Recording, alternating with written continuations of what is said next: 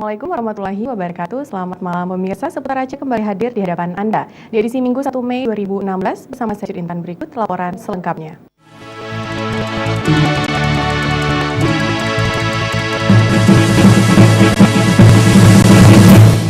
Sejumlah anggota DPRA Komisi 3 meninjau lahan seluas 122 hektar yang diprioritaskan untuk proses penegrian Universitas Gajah Putih. Anggota Dewan dari Komisi 3 ini hanya meninjau, bukan mengambil keputusan, dan memastikan keberadaan tanah tersebut diperuntukkan untuk fasilitas umum.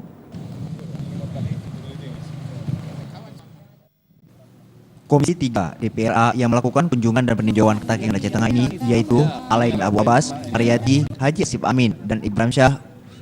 Kunjungan tersebut bertujuan untuk meninjau kesiapan tanah Universitas Gajah Putih yang akan dijadikan sebagai salah satu syarat pengajuan penegrian Universitas Gajah Putih. Selain meninjau tanah seluas 122 hektar untuk persiapan awal, anggota dari Komisi 3 ini juga meninjau sejumlah gedung universitas yang belum selesai, serta rumah sakit umum daerah yang masih terbengkalai.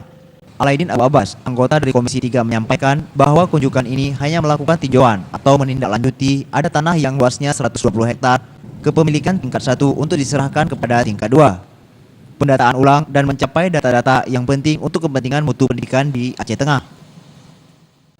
Pertemuan dengan Bupati, Kepala Daerah tingkat 2 Aceh Tengah, bahwa kami dari Komisi 3 akan menindaklanjuti sesuai dengan surat yang telah dilayangkan ke Ketua DPR, yang akhirnya nanti kita bicarakan di komisi untuk bisa diselesaikan atau kita komunikasikan.